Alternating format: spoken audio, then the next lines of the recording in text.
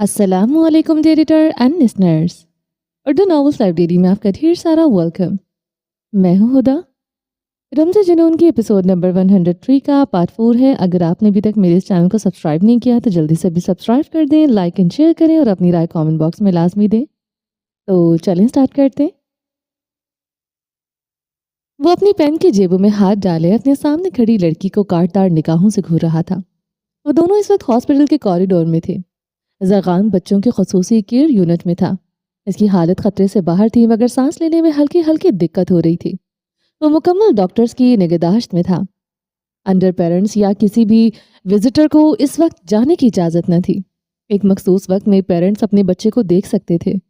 दरखज़े खानज़ादा और अनाया के टेस्ट भी लिए जा चुके थे। इस वक्त वो दोनों हॉस्पिटल के कॉरिडोर में आमने सामने खड़े थे। इनाया दीवार से टेक लगाए गुलाबी चेहरा लिए खड़ी थी। ज़रग़ान की हालत इसे निढाल मुज़हम्मल से कर चुकी थी। टांगों में जैसे खड़ी रहने की सकत न थी। दरखज़े खानज़ादा के गुस्से की इसे रत्ती बराबर परवाह न थी। इसकी बला से वो घूरता रहे मगर निगाहों के तपिश पर वो हर थोड़ी देर बाद पहलू बदल कर रह जाती थी। ये किस किस्म का अस्पताल है? यह किस किस्म के डॉक्टर्स हैं? कहाँ लेकर आए हो तो मेरे बच्चे को? वो अपने भड़कते खून पर बमुश्किल काबू पाए हुए था। मजीदी से अपने गुस्से पर इश्तियाल काबू ना पा सका था।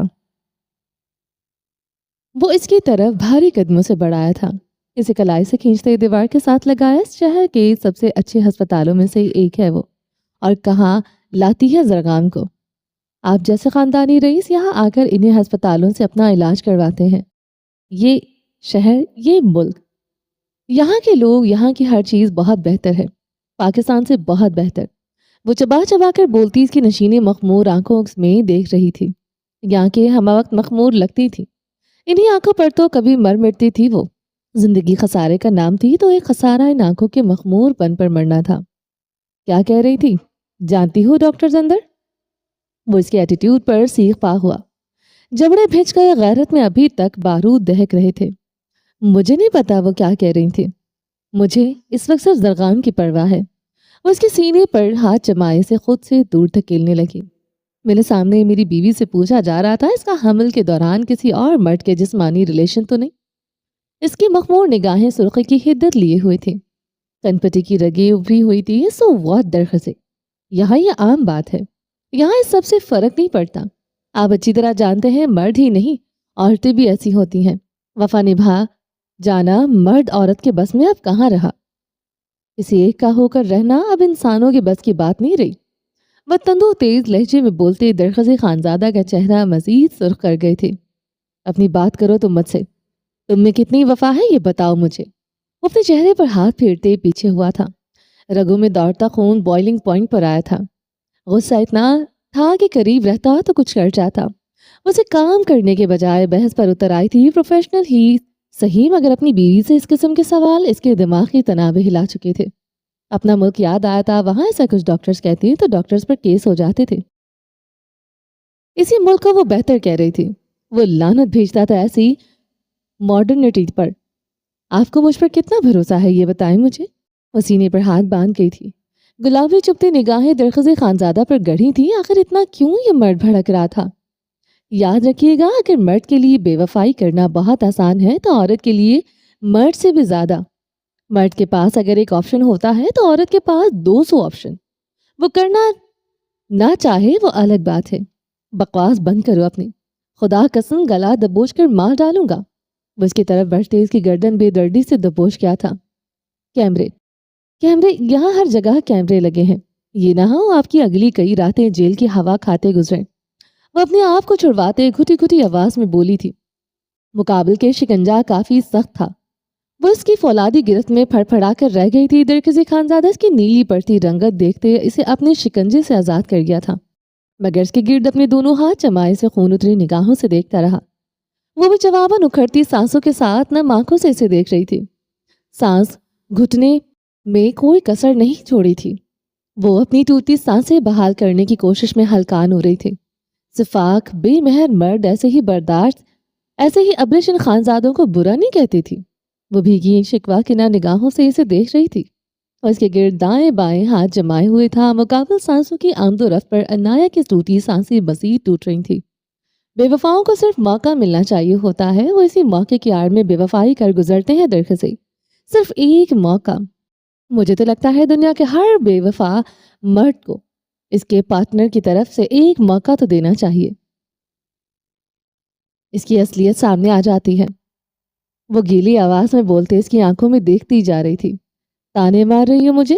لپیٹ لپیٹ کر مجھے لگا رہی ہو؟ جس بے وفائی کے تانے مار رہی ہوں مجھے، وہ غیر عورت نہیں، بیوی تھی میری۔ میں نے کوئی گناہ نہیں کیا تھا، سمجھی تم؟ وہ بھڑک ہی اٹھا تھا۔ دماغ کی تنابیں ہی ہل چکی تھی۔ اندر ڈاکٹر اور باہر بیوی نے دماغ ہلا دیا تھا۔ درخزے خانزادہ کے خون میں جیسے آتش فشاں پھٹ رہا تھا۔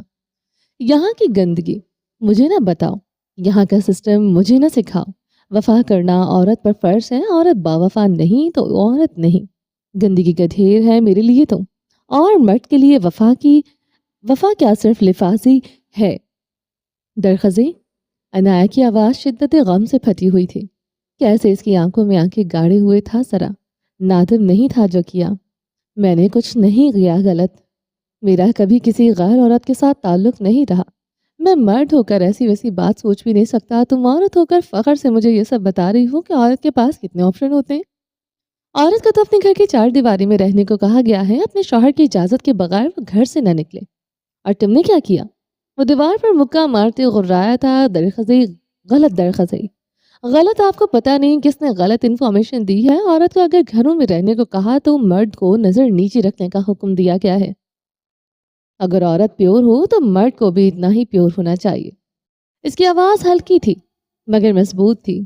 آنکھیں ان نشیلی آنکھوں کے سامنے جھکی نہ تھی۔ خدا نے ان مردوں کی اطاعت کرنے کو کہا جو عورت کو محبت، عزت اور محفوظ چار دیواری دے سکے۔ دے کیا مجھے محفوظ پناہ گاہ؟ آپ کی ماں، میرا بچہ اور مجھے مارنے کے در پر تھے۔ مر جاتا میرا بچہ اگر میں ایک دن اور آپ کی حویلی میں رہتی۔ اس نے روتے ہوئے کہا۔ سلے ہوئے زخم ادھڑنے لگا۔ مقابل کو دیکھتے ہی ہر زخم تازہ تھا۔ درخزی خانزادہ بے رابط سانسوں کے ساتھ اسے دیکھ رہا تھا۔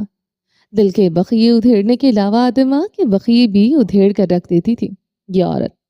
وفا کرنا مرد کے لیے بھی اتنا ضروری ہے جتنا عورت کے لیے، سمجھے آپ؟ بات یہاں آپ کا بیوی کے پاس جانے کی نہیں ہے۔ ملالہ خان آپ کی بیوی ہے۔ میں نہ آپ کو گناہ گار کہہ رہی، نہ شرمسار ہونے کو کہہ رہی ہوں۔ مجھے اپنے ساتھ ہوئے حق تلفی سے غرض ہے۔ جب مجھے اپنی زندگی میں لائے تو کوئی دوسری پہلی عورت آپ کی زندگی میں نہیں تھی۔ مجھے دھوکہ کیوں دیا؟ کیوں جھوٹ بولا مجھ سے؟ کیوں کہا آپ صرف میرے ہیں؟ یاد رکھیے گا، ایک شادی میں مرد کے لیے بے وفائی کی گنجائش ہو سکتی ہے مگر عشق میں بے وفائی کی گنجائش نہیں۔ عشق کیا تھا آپ نے مجھ سے؟ عشق کیا تھا درخزی، وہ لہجے میں کرب لیے کہہ رہی تھی۔ ایک بار پھر سے وہ اس کے سینے پر ہاتھ رکھ کے اسے خود سے دور دھکیل گئی۔ غصہ، اضطراب، گلٹ اس مرد کو چاہے جانا ان نہیں جذبوں کا نام تھا۔ وہ اپنی ہلکی گھنی بیئرڈ پر ہاتھ پھیرتے پیچھے ہو گیا تھا۔ اس کے سامنے دیوار کے ساتھ پشت جوڑے کھڑا ہو گیا۔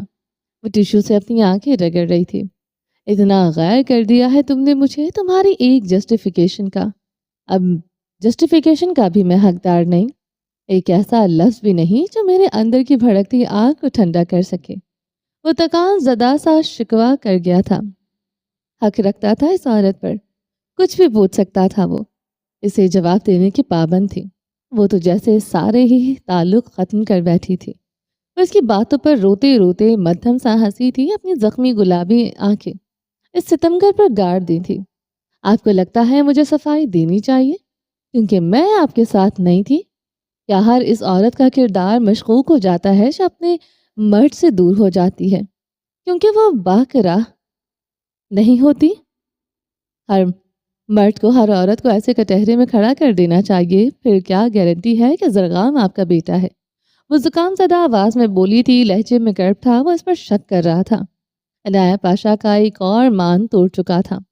وہ اس کی طرف ایک ہی جست میں بڑھا تھا، اس کا جبڑا سختی سے دبوچ گیا تھا۔ عنایہ کی بھیگی آنکھوں میں اپنی سرخ آنکھیں گاڑ دی۔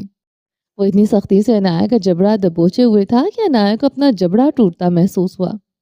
اس کی خون اتری آنکھوں میں دیکھتے بھی خوف سے جھرجھری آ رہی تھی۔ وہ نگاہیں چرا گئی تھی، دل پہلو میں خوف سے دھڑکا تھا۔ میری آنکھوں میں دیکھو عنایہ پاشا۔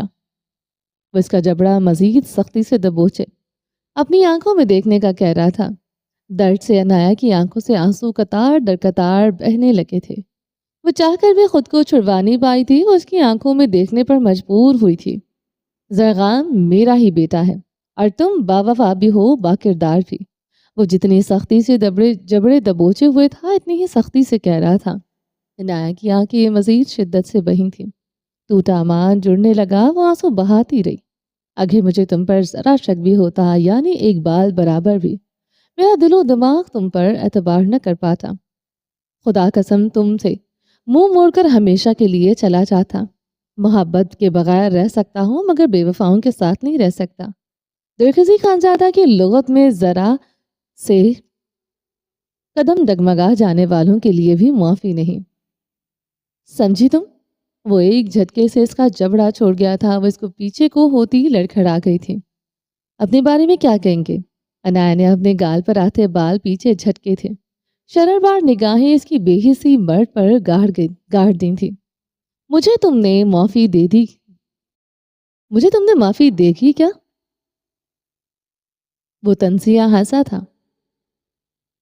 اس دن مجھ سے سوال کرنا جس دن میرے لیے اپنے دل میں گنجائش پاؤ، مگر اتنا جان لو کہ میں کیا تمہارے بارے میں سوچتا ہوں۔ وہ سینے پر ہاتھ باندھ گیا تھا، دیوار سے ٹیک لگائے۔ کیا سوچتے ہیں؟ وہ ہمتن گوش ہوئی۔ یہی کہ تمہارے پاس 200 کیا 2000 آپشن بھی ہوتے، تم کسی ایک آپشن کے بارے میں بھی نہ سوچتی۔ وہ نگاہیں چکائے اس بے وفا کو سن رہی تھی۔ باتیں وہ آج بھی اچھی کرتا تھا، آنکھیں مزید شدت سے بہنا شروع ہو گئی تھی۔ وہ نگاہیں اٹھا کر کہہ نہ سکی، اگر ایک بار پھر سے عنایا پاشا کو محبت ہوتی تو صرف درخزی خانزادہ سے ہی ہوتی، مگر تب بھی عنایا پاشا بے وفاؤں کو معاف نہ کرتی، جیسے آج نہیں کیا تھا۔ وہ ہسپتال کے بیرونی حصے میں آیا تھا۔ وہ بینچ پر بیٹھی تھی، آف وائٹ کلر کا لانگ کوٹ پہنے ہوئے تھی، بال کھلے ہوئے تھے، سردی کی شدت سے اس کے گال سرخ تھے، پھٹے ہوئے بھی تھے، چہرے کے نقش میں گال ہی تھے جو بے حد سرخ تھے، گال پر براؤن تل بھی پہلے سے زیادہ تھے۔ وہ بغور اسے دیکھے گیا کیا وہ اپنا خیال نہیں رکھتی تھی؟ گالوں کا جو حشر بگاڑا ہوا تھا، اس سے تو یہی لگتا تھا کہ وہ خود سے کافی حد تک لاپرواہ ہے۔ اور اس کے بالوں کو اب گہری نگاہوں سے دیکھ رہا تھا جو ہوا کی شدت سے اڑتے ہوئے اس کے گالوں کو چھو رہے تھے۔ جب اس کے پاس تھی، بال کمر تک آتے تھے، اب کندھوں سے نیچے آ رہے تھے۔ وہ اپنے بال کٹوا چکی تھی۔ کچھ تھا جو درخزی خانزادہ کو ہرٹ کر گیا تھا۔ میخیں سی سینے پہ گڑھی تھی، ایسا لگتا تھا وہ اس سے موو آن کر چکی ہے۔ جس کے لیے وہ حق ملکیت جتاتا تھا، وہ اس سب کے لیے اب بے ضرر تھا، جیسے گال اور بال، اور شاید وہ مکمل خود بھی، وہ تو مکمل اس عورت کے لیے پاگل تھا۔ بالوں میں وہ رونق نہ رہی تھی، وہ خود سے لاپرواہ نہیں، بہت حد تک بیگانہ تھی۔ گلابی لب جو سردی کی شدت سے نیلے پڑ رہے تھے، وہ بھی پیڑی زدہ سے تھے۔ وہ بار بار اپنے ہونٹوں پر زبان پھیر رہی تھی، ایسا لگتا تھا یہ لڑکی زندگی نہ جی رہی تھی بلکہ زندگی اسے جی رہی تھی۔ وہ ایسی تو نہ تھی۔ کبھی اس لڑکی کو رنگوں سے عشق تھا، ڈریسنگ کا جنون تھا۔ درخزی خانزادہ نے اس کے پیروں کو دیکھا، وہ سلیپرز پہنے ہوئے تھی۔ شاید زرگام کی وجہ سے وہ جلدی میں سلیپرز پہن کر آئی تھی۔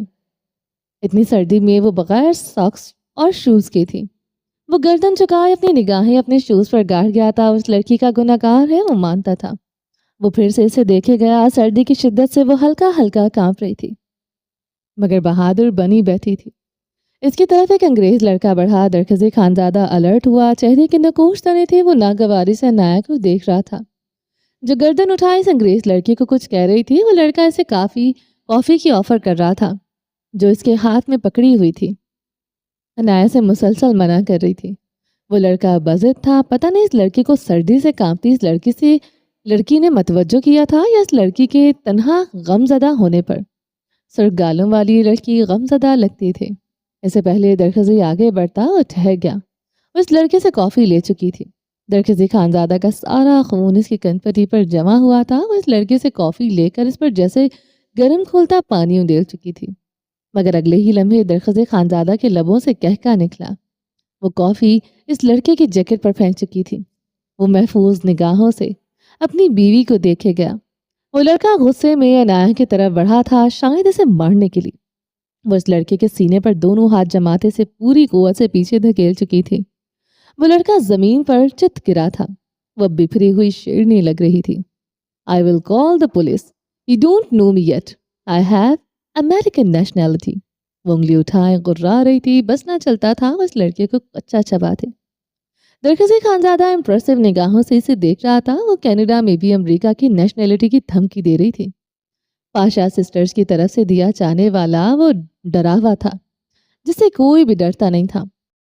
زمین پر گرا وہ لڑکا نہ ڈرا نہ امپریس ہوا تھا۔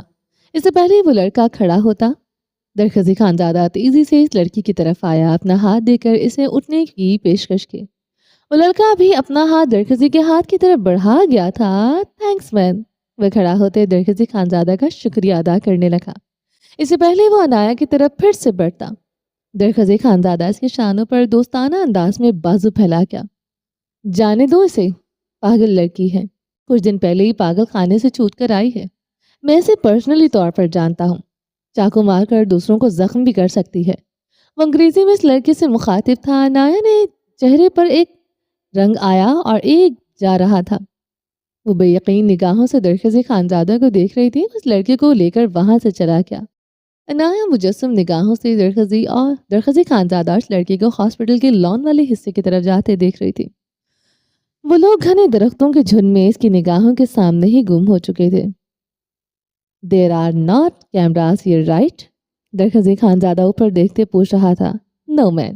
وہ لڑکا بھی درخزی کی تائید کرتے اوپر دیکھنے لگا۔ یہاں کیمرے نہیں تھے۔ وہ لڑکا چیختے ہوئے بری طرح لڑکھڑایا، اپنے ہونٹوں پر انگلی رکھی جہاں سے خون بہ رہا تھا۔ She is mine. Only mine. How dare you touch her? How dare you even look at her like that? درخزی Khanzada اس لڑکے پر مکوں اور لاتوں سے جھپٹ پڑا تھا۔ وہ لڑکا زمین پر گرا کر کہرا رہا تھا۔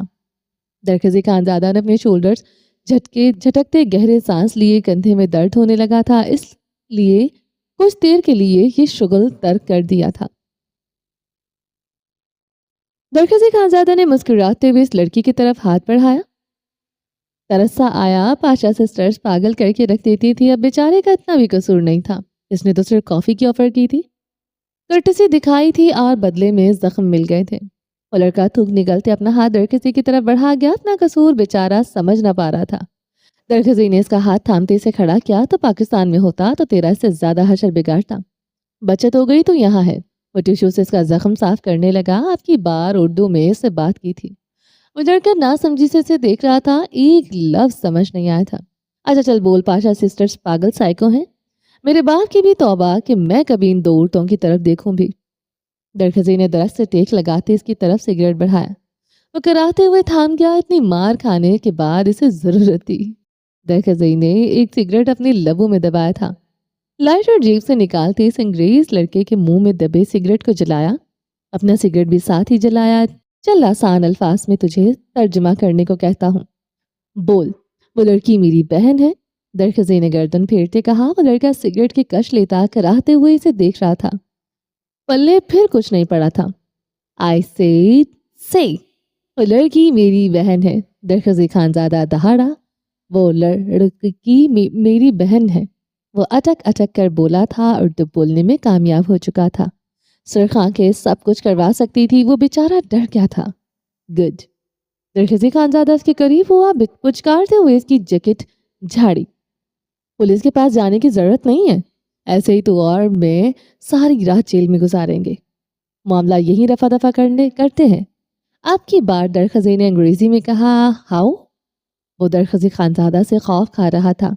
ایسا خرد دماغ بد تہذیب انسان سے پہلی بار واسطہ پڑا تھا۔ رات کے اس پہر اتنی سردی میں کوئی نہیں تھا، ہسپتال کی بلڈنگ بھی یہاں سے دکھائی نہ دیتی تھی۔ ایسے درخزی خانزادہ نے بے دردی سے پوری قوت سے اس کے پیٹ میں مکہ دے مارا تھا۔ وہ چیختے ہوئے پیٹ کو پکڑ کر رہ گیا تھا۔ پتلی گلی سے نکل کر جا، ورنہ تجھ پر ہراسمنٹ کا کیس کروں گا۔ کرنے والی وہی پاگل لڑکی ہوگی اور میں اسے ڈرا رہا تھا۔ یقین نہیں آتا نا وہ پاگل لڑکی ہے؟ دیکھتا ہوں اس کا پاگل پن، درخزی نے کہتے اپنی جیکٹ اتارتے اپنی ٹی شرٹ بھی اتارتی تھی۔ وہ لڑکا درخزی خانزادہ کی چوڑی ورزشی باڈی دیکھ کر جہاں امپریس ہوا تھا وہاں خوف زدہ بھی ہوا تھا. کسی ریسلر کی طرح باڈی تھی. درخزی خانزادہ نے اپنے کندھے کی طرف اشارہ کیا. ٹانگوں پر لگی پٹی کھینچ کر اتاری. یہ دیکھ چاقو مارا تھا اس نے مجھے. شکر کر تیرا قیمہ نہیں بنا ڈالا. وہ بے چارگی سے بولتے اس لڑکی سے اظہار ہمدردی کر چاہ رہا تھا. درخزی خانزادہ کا بس نہ چل رہا تھا. اس لڑکے سے لپٹ کر رو بھی لیتا. اتنا ظلم اس معصوم دکھنے والی لڑکی نے اس کے ساتھ کر ڈالا تھا. دریائے غیر میں اپنا کوئی تھا ہی نہیں. آخر اس کسے سنا تھا اپنے اوپر ٹوٹی ظلم کی داستان. وہ لڑکا اسے بےچارگی بھری نگاہوں سے دیکھ رہا تھا. اسے یہاں سے جانے دے بس یہی گزارش تھی. اچھا پاگل انسان سے پالا پڑا تھا. دفع ہو جا ورنہ اگلی بار تیری باری ہوگی. وہ ہونک بنے لڑکے پر گرجا تھا. اسی لمحے اس لڑکے نے دوڑ لگا دی تھی. درخزی خانزادہ نے درخت سے ٹیک لگائے. گہرے گہرے سانس لیے. ہیرو پنتی کے چکر میں زخم جیسے اندر سے ادھر گیا تھا.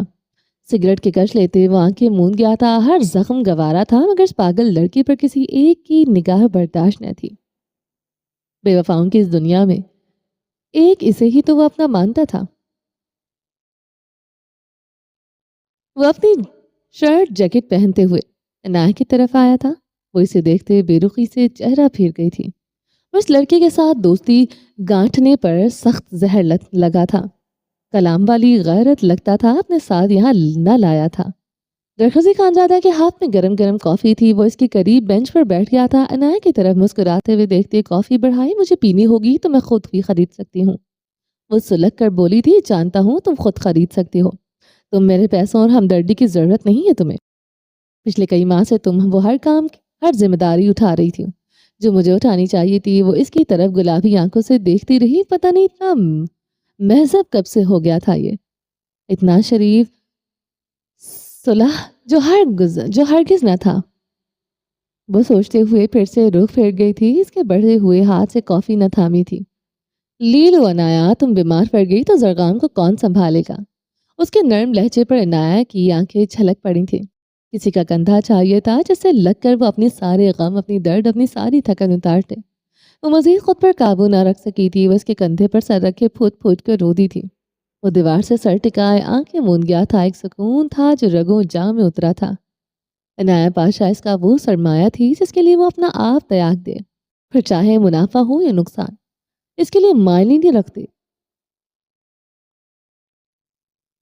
وہ اس کے کندھے پر پیشانی ٹکائے ہوئے سسک رہی تھی. ٹانکے اس کے بوجھ سے پھر سے ادھرنے لگے تھے.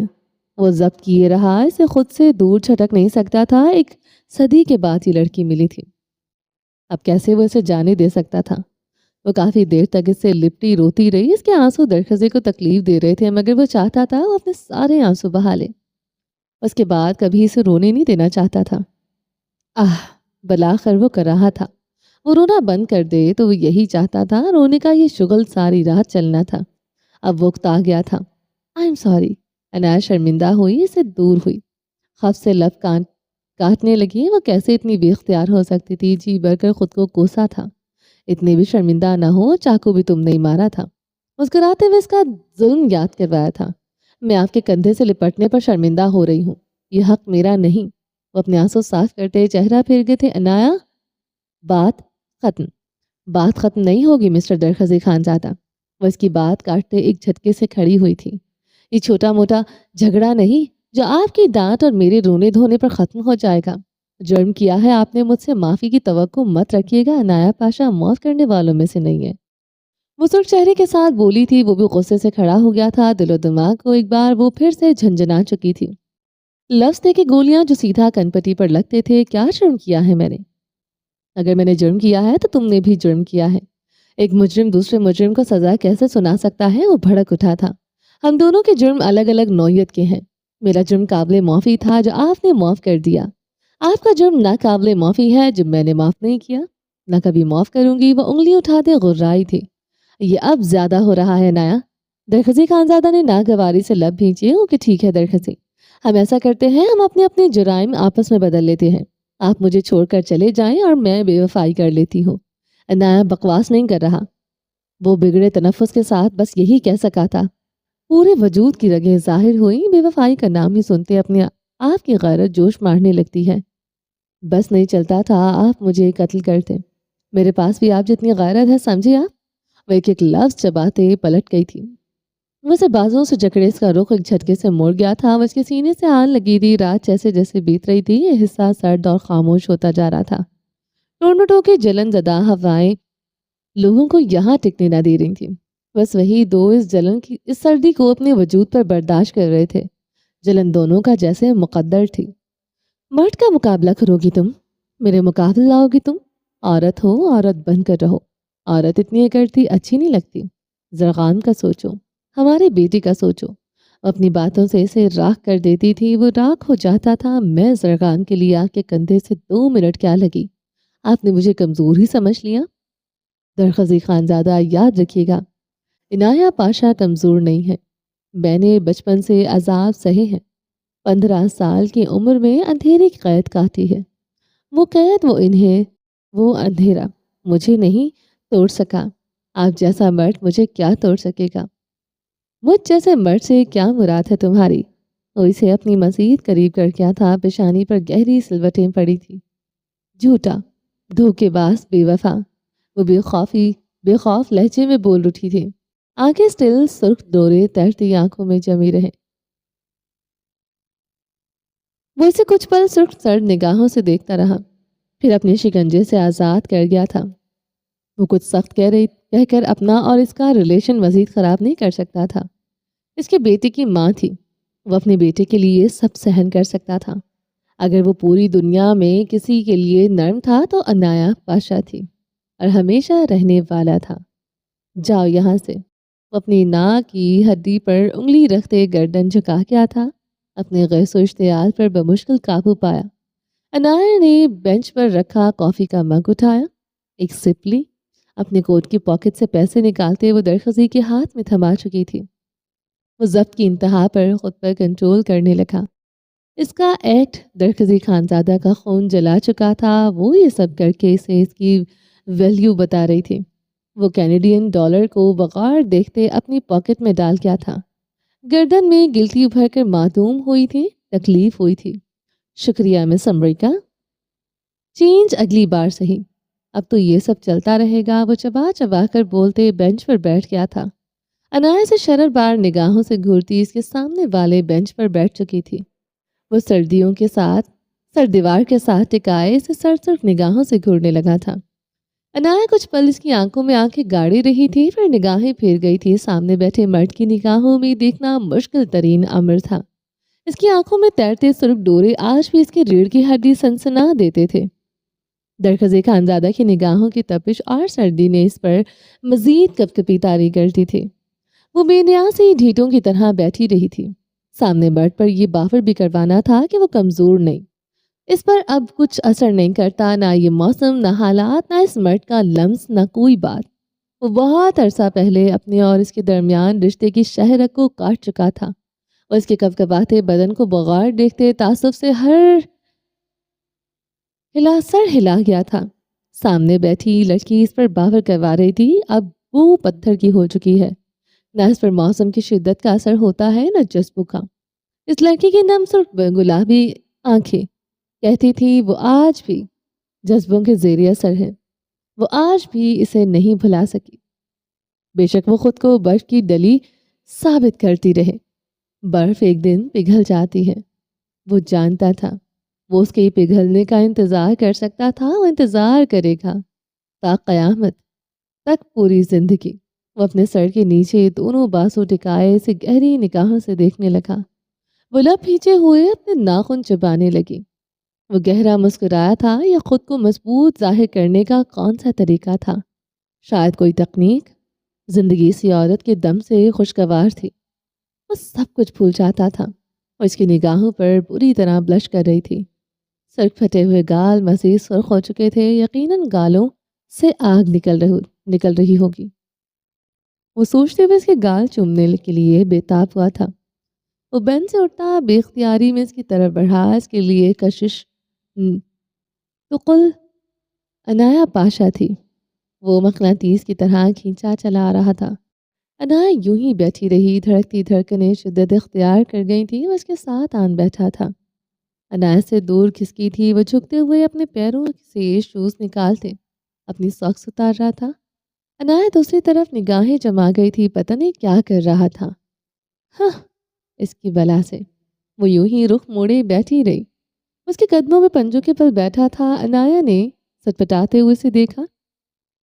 وہ اس کا پیر سلیپر سے نکالے اپنی تھائز پر رکھ کیا تھا۔ عنایا الجھن بھری نگاہوں سے اسے دیکھ رہی تھی۔ وہ اس کی ساکس پہنانے لگا۔ یہ کیا کر رہے ہیں آپ؟ میں آپ کی طرح ساکس نہیں پہنوں گی، وہ چھٹپٹائی تھی۔ وہ سختی سے اس کے پیر جکڑے رہا۔ مجھے فنگس کی بیماری نہیں جو تمہیں بھی ہو جائے گی، ابھی تھوڑی دیر پہلے ہی پہنی ہے۔ وہ سنجیدگی سے کہتے اسے جراب پہنا گیا تھا۔ دوسرے پیر میں بھی اس نے جراب پہناتے اسے زبردستی سلیپرز پہنائے۔ عنایا خجالت سے سرخ ہوئی تھی۔ وہ اس کے پیروں، اس کے جوتوں کو ہاتھ لگائے اچھا نہیں لگا تھا۔ وہ اس مرد کی عزت آج بھی کرتی تھی، بس یہی ایک جذبہ تھا جو اس مرد سے منسلک تھا۔ جذبے اس مرد کے لیے گوارا نہ تھے۔ وہ اس مرد کے لیے ہر جذبہ سیاہ ہوتا دیکھنا چاہتی تھی۔ تھینکس آپ کی ذرا نوازش کا، وہ بے رخی سے بولی تھی۔ $1 نہیں دو گی مجھے اس سروس کے لیے؟ اس کی طرف دیکھتے اسد سنجیدہ تھا، مذاق کی کوئی رمق اس کے چہرے پر نہ تھی۔ عنایا بھڑ بھڑ چلی تھی، رنگت کندھار ہوئی تھی۔ اسے تو لگا تھا وہ پیسے دے گی تو مقابل کا خون جوش مارنے لگے گا، وہ اسے کچھ دن اپنی شکل نہیں دکھائے گا، مگر وہ تو اس سے خود پیسے مانگ رہا تھا۔ چینج واپس کرنا تھا آپ نے، اس میں سے رکھ لے، کاٹدار انداز میں کہا تھا، مگر یہ پیسے کم ہیں، میں مزید لوں گا۔ اوکے مس امریکہ، وہ سنجیدگی سے کہتے اپنی جیکٹ سے کچھ نکالنے لگا تھا۔ اب وہ اس کے ہاتھوں میں گرم دستانے پہنا رہا تھا۔ عنایا نے اپنی ہاتھ کھینچنے چاہے، وہ زبردستی اس کے ہاتھ تھامے رہا۔ یہ سب میں اپنی بیٹی کے لیے کر رہا ہوں، تم ٹھیک رہو گی تو میرا بیٹا ٹھیک رہے گا۔ اس کے ہاتھ تھامتے سختی سے بولا تھا، برفیلی نگاہ پر گاڑی تھی، میرے بیٹے کی ماں ہو تم، یاد رکھنا ہر تعلق توڑ بھی دو مگر یہ تعلق کبھی نہیں ٹوٹے گا۔ وہ سختی سے کہتے اٹھا تھا، تیز تیز قدموں سے اندر کی جانب بڑھ گیا تھا۔ گہرے سانس لیتے چہرہ ہاتھوں میں گرا گئی تھی۔ ہر تعلق ٹوٹ چکا تھا، یہ بھی ٹوٹ ہی جائے گا۔ وہ تلخی سے سوچ کر رہ گئی تھی، اس مرد کی کسی بات، کسی جذبے پر اعتبار نہ تھا۔ اس کمرے میں سگریٹ اور دواؤں کی ملی جلی بو پھیلی ہوئی تھی۔ ہوٹل کے اس شاندار لگژری کمرے میں اس کی راحت کے لیے ہر سامان تھا۔ امپورٹنٹ ڈرنکس تک میز پر سجی تھی، جنہیں اس نے چھوا تک نہ تھا جب سے اسے مل کر آیا تھا۔ ہر نشے سے نفرت ہو گئی تھی، سگریٹ تک اس کی انگلیوں میں جلتا راکھ ہوتا رہتا تھا۔ وہ کشن سر کے نیچے رکھے صوفے پر لیٹا ہوا تھا، انگلیوں میں دبا سگریٹ ابھی بھی جل کر راکھ ہوتا رہا، بالکل اس کے دل کی طرح۔ اس کا چہرہ بے تاثر تھا، نقوش میں بے چینی اضطراب ہر تھوڑی دیر بعد ظاہر ہونے لگتی تھی، جسے وہ ہر تھوڑی دیر بعد سپاٹ پن میں چھپا لیتا تھا۔ پیسہ تھا، پاور تھی، سب کچھ اس کے پاس تھا، کمی بس اسی کی تھی، اور یہ کمی سب کچھ پر بھاری تھی۔ اس سا غریب جیسے پوری کائنات میں کوئی نہ تھا۔ جلتا سگریٹ اب اس کی انگلیوں کو جلا رہا تھا۔ اس نے لبوں میں دبا لیا، جس کی وہ جگہ ہو اسے جلد یابتیں مل ہی جاتی ہے۔ وہ کش لیتے گہرا مسکرایا تھا، بے چینی عنقا ہوئی تھی۔ سگریٹ اب اپنے اصل مقام پر تھا، عائش ملک کا مقام بھی اس کی دھڑکن تھی۔ وہ بہت جلد اس کے پاس یہیں دھڑکے گی۔ خود پسند سردار زاویار خانزادہ جانے کیوں خوش فہم تھا۔ اس کے نقوش میں پھر سے اضطراب کھل گیا تھا۔ وہ ایک ملاقات اس کا سکون غارت کر گئی تھی۔ وہ نہ ڈر تھی مگر اتنی بے خوف اچھی نہ لگی تھی۔ اسے تو اسے ڈرنا چاہیے تھا، مگر وہ تو اس کی چادر پر پاؤں رکھے کھڑی تھی۔ عائش ملک بہادر ہوگی تو وہ کمزور پڑ جائے گا۔ عجب سی سوچیں اس خوف زدہ کیے ہوئی تھی۔ اسے ڈرنا چاہیے تھا، وہ آر زدہ ہوا تھا، اسے میرا خوف کیوں نہ تھا۔ سگریٹ کا کش لیتے اس نے سامنے کھڑے ملنگ جان سے پوچھا۔ اسے ملنگ جان سے سوال کرنا راحت دیتا تھا، وہ آگے سے فلسفہ نہیں بگاڑتا تھا، اکثر اس کی مرضی کے مطابق جواب دیتا تھا۔ یہی ایک بات تو ملنگ جان میں پسند تھی، وہ اس کے سامنے کھڑا عورت کو ہی برا بھلا کہتا تھا۔ عورتوں سے زاویار کی دشمنی بھی تو گہری تھی۔ یہ عورتیں ہی بری ہوتی ہیں ہر فساد کی جڑ، مرد بیچارہ تو مظلوم ہوتا ہے۔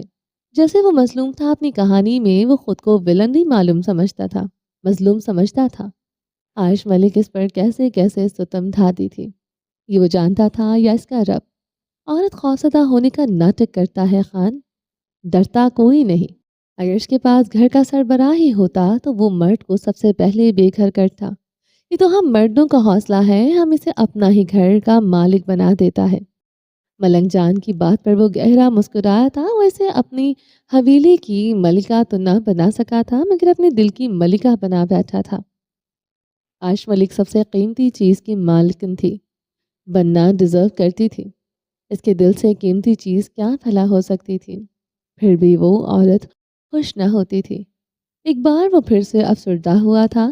آرزدگی ہی آرزدگی تھی۔ وہ عورت ہر سانس کے ساتھ بس آرزدہ ہی کرتی تھی۔ اچھا یہ بتاؤ، مرد عورت کو اپنے گھر کی ملکہ کیوں بناتا ہے؟ ایک اور سوال پوچھا تھا۔ ہوٹل کے اس کمرے میں بند وہ اکتا کر رہ گیا تھا۔ یہ شہر اسے پسند نہیں آیا تھا۔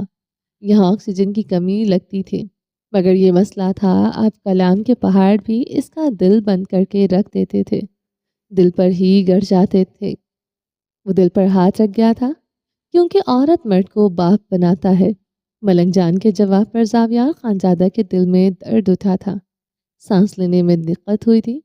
میں تم جیسے ظالم شفاق مرد کا بچہ پیدا کرنا نہیں چاہتی تھی، نہ کبھی آئندہ پیدا کروں گی، نہ کل نہ آج نہ آئندہ کبھی، جو کرنا ہے کر لو۔